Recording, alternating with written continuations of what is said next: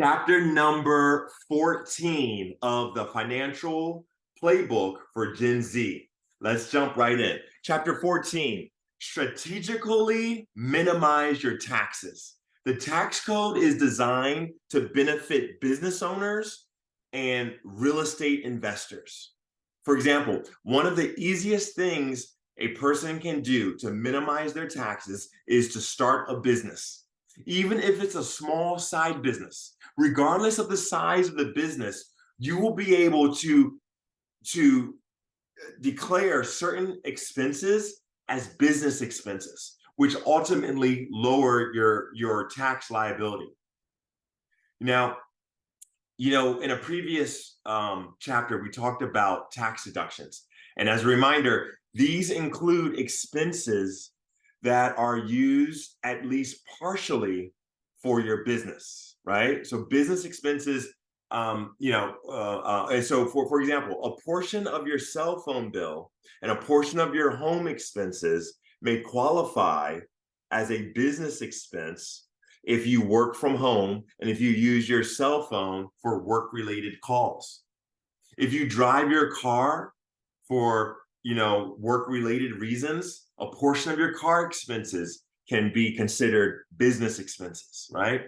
One of the best ways to increase your income is to minimize your tax liability legally, which ultimately allows you to pay fewer taxes by placing you in a lower tax bracket.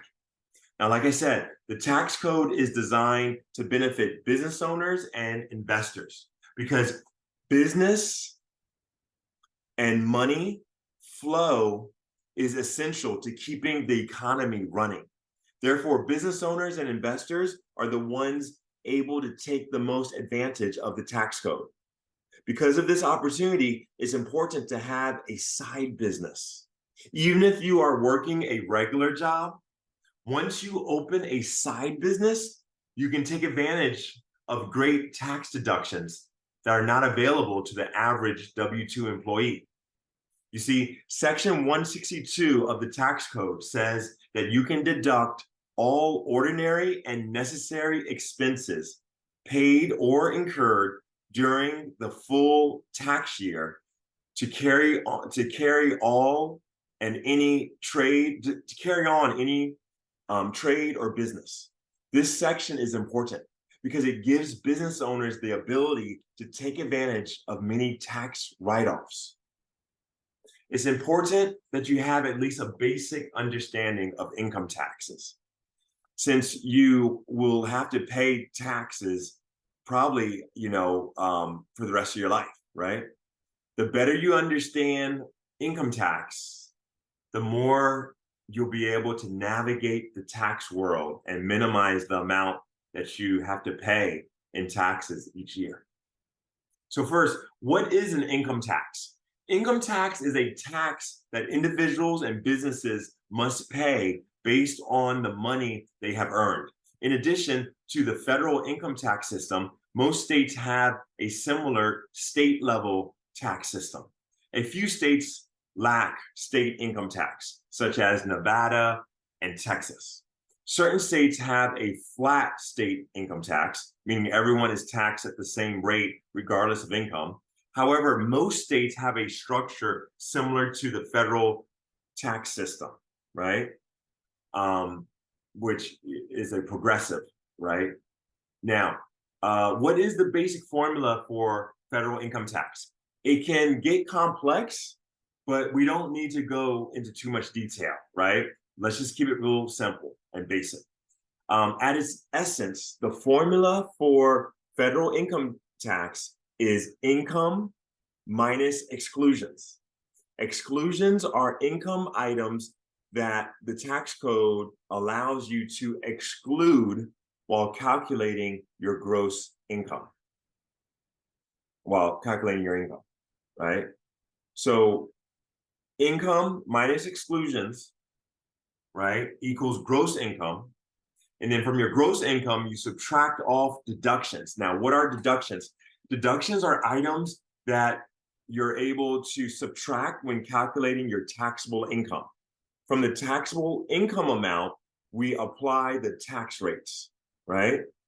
Now, in just a moment, I'll walk you through the tax calculations in full based on the current tax brackets.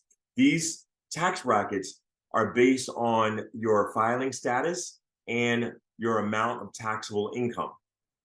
You apply the tax rates to determine your total taxes. Then you subtract any tax credits that you may qualify for, as well as any prepayments of tax that you have made. If you're an employee, your employer has most likely been taking out taxes from your paycheck, and that's called withholdings, right? Or if you are self-employed, then you probably have been paying estimated taxes during the year, right? This is called prepaying, right? If you're self-employed, it may also be a good idea to set aside a predetermined amount for taxes each month in preparation for paying a large sum at the end of the fiscal year, right? So after doing the math, if you have a positive number, you still owe tax. If you have a negative number, you will receive a tax refund because the IRS owes you money. Federal income tax goes into, federal income tax goes to the federal government, and state income tax goes to your state. As previously mentioned, there are only a few states without state income tax. The federal income tax system and most states' income tax system are progressive, based on tax brackets outlining how much income you make as an individual or household. Whether you pay based on your individual income or a combined income depends on your filing status. There are 5 filing statuses: single, head of household, married filing jointly, married filing separately, and qualifying widow or widower. Let's go through an example. We're going to focus on a person who is filing as single. This is likely the filing status most people reading this book will have. So now this refers to an unmarried individual, all right? So for the tax year 2022, the tax brackets for a person who is filing as single is what we're going to be using. Now, we are going to calculate the federal income taxes on taxable income of $50,000 based on the single filing status. Now, looking at the tax brackets, right? If you look at the tax brackets for 2022, all right, for the filing status single, right? Looking at the tax brackets, 50,000 falls in the 22% tax bracket. However, you need to remember this is a progressive tax system. So 22% does not apply to the entire 50,000. The first $10,275 falls into the lowest tax bracket of 10%.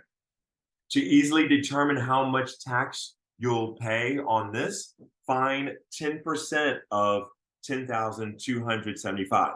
The tax for this bracket is $1,027.50. Now, what's left over?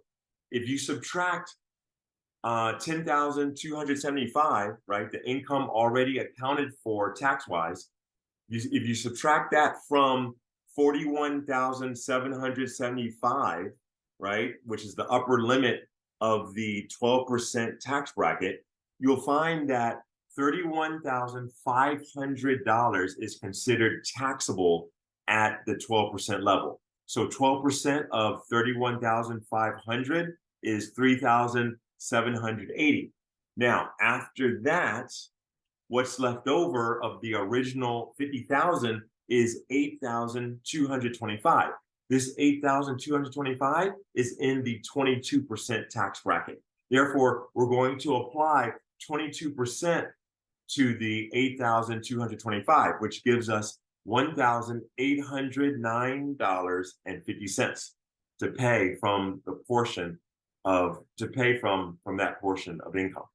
Now, to figure out your total tax owed, we add up the 3 numbers to get a total of $6,617. This is our federal income tax. Now, take this $6,617 $617 and divide it by 50,000, you should get around 13%. This is called the effective tax rate, which is essentially the average rate your income is taxed at when tax brackets are accounted for. Remember, this only applies to federal income tax. In many states, you'll also have to pay state income tax. Now, how are income taxes paid? If it is your responsibility to pay your taxes every year. If you are an employee, taxes are most likely withheld from your paychecks, including income tax, Social Security tax, and Medicare tax. Now, a note about independent contractors. There are people who are not W-2 employees. And this includes like independent contractors and freelance workers, right? So independent contractors and freelance workers are not W-2 employees. And so if you are an independent contractor, right, then taxes are not withheld from your paycheck. Depending on how much taxable income you are making as an independent contractor, you might be required to pay estimated taxes, which are quarterly payments of taxes. Now, let's wrap up with some tax terminology. What is a W-4? A W-4 is the form employees fill out during their onboarding process that informs the employers of their employees' withholdings that need to be taken from their paychecks, right? In other words, it's the form that informs employers how much they need to withhold from their employees' paychecks for taxes. It's the employee withholding allowance certificates, right? Now, W-2, what is a W-2? A W-2 is the tax form that employers send to their employees after the end of the year. After the year ends in December, employers have 1 month to send all their employees a W-2. They have 1 month to send a W-2 to each employee, right? So you can usually expect to receive a W-2 if you are a W-2 employee. You can expect to receive a W-2 in January, right? By the end of January. The W-2 is a summary of wages and withholdings, including the taxes that have been taken out, or in other words, including the taxes that have been withheld during that previous year, right? Now, what is a W-9? W-9 relates to businesses that are paying independent contractors rather than employees. Remember, if they were employees, they would require a W-4, right? The W-9 is a gathering of information on non-employee payees, right? And gives information that the employers will send to their independent contractors at the end of the year through a 1099. So what is a 1099?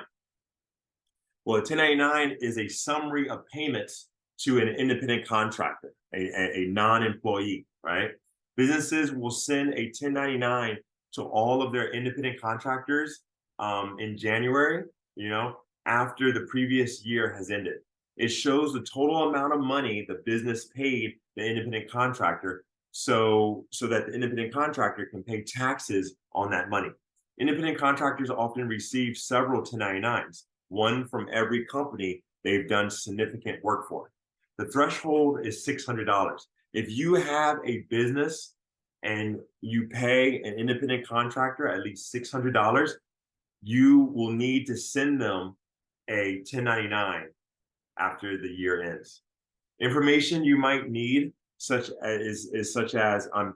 includes information you might need are things like their address, right? Put it this way, information you might need, such as their address and name and all that, comes from the W-9, which they should have filled out when they started working for you. 1040, what is a 1040? Form 1040 is the standard IRS form that individual taxpayers use for filing their annual income tax returns. The form contains sections that require taxpayers to disclose their taxable income for the year to determine whether additional taxes are owed or whether the filer will receive a tax refund. Now, chapter summary. Regardless of the size of the business, you can take advantage of business ownership by turning some of your expenses into business expenses, which enable you to lower your tax liability.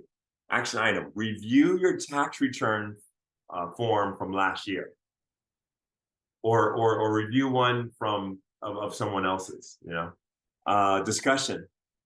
How can your side business help you minimize your taxes? And quiz, how do income taxes work?